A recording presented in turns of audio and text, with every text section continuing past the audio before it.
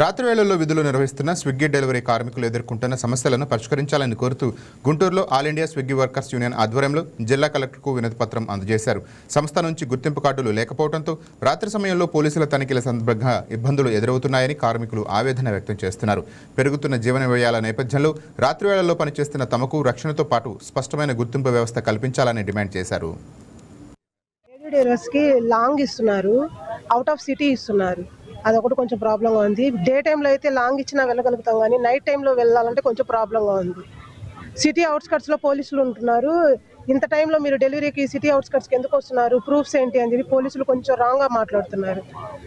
మేము ఇంట్లో సమస్యల వల్ల ఈ డ్యూటీలు ఎంచుకోవటం జరిగింది, కానీ వేరే వేరే కారణాలని కాదు. పోలీసులు మమ్మల్ని రాంగ్గా చూస్తున్నారు. నైట్ పూట లాంగ్ ఇస్తే ఆ లాంగ్ ఇచ్చేదాన్ని కొంచెం తగ్గించాలి. లేడీస్ని చూసి 4-5 కిలోమీటర్స్ డిస్టెన్స్ అంటే ఓకే, మరి 8-9 కిలోమీటర్స్ ఇస్తున్నారు. అది ఒకటి కొంచెం ఇస్తే, రిటర్న్ పే కూడా లాంగ్ ఇచ్చినందువల్ల కొంచెం రిటర్న్ పే అనేది కొంచెం ఎక్కువ ఇస్తే బాగుంటుంది.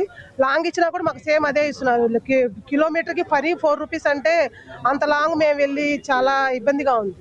అదొక్కటి కొంచెం పరిష్కరించాలని చూస్తున్నాం. లేడీస్కి ఎవరైనా సరే నైట్ పూట అలాగా లాంగ్ వెళ్ళాలి అదంటే మాత్రం నేను రియల్గా ఎదుర్కొన్నా చెప్తున్నాను. పోలీసులు కొంచెం లాంగ్ రైడ్ ఊర్చి వరలకి వెళ్ళినప్పుడు కొంచెం మిస్బిహేవ్గా మాట్లాడుతున్నారు. ఈరోజు గుంటూరు నగరంలో పనిచేస్తున్నటువంటి స్విగ్గీ ఫుడ్ డెలివరీ కార్మికుల సమస్యల పరిష్కారం కోసం జిల్లా కలెక్టర్ గారికి వినతి పత్రం ఇవ్వడం జరుగుతుంది. స్విగ్గీ కార్మికులు ఏ సంస్థలోనైనా పనిచేసే కార్మికులకి వేతనాలను పెరిగే ధరలకు అనుగుణంగా పెంచేటటువంటి పరిస్థితి ఉంటుంది.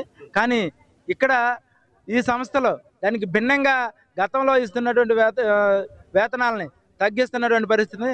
ఒక ఆర్డర్కి ఇంతకుముందు రూపాయి ఇస్తుంటే ఇప్పుడు పావలాకి తగ్గించినటువంటి పరిస్థితి. ఈ విధంగా వేతనాలు పెంచేదానికి చూడాలని చెప్పేసి యాజమాన్యం వారికి కార్మికుల తరఫున వినతి పత్రాలు ఇవ్వడం జరిగింది. అయినా సరే వారు పట్టి పట్టినట్లు వ్యవహరిస్తూ మాకు సంబంధం లేదనే పద్ధతుల్లో మాట్లాడడం జరుగుతుంది.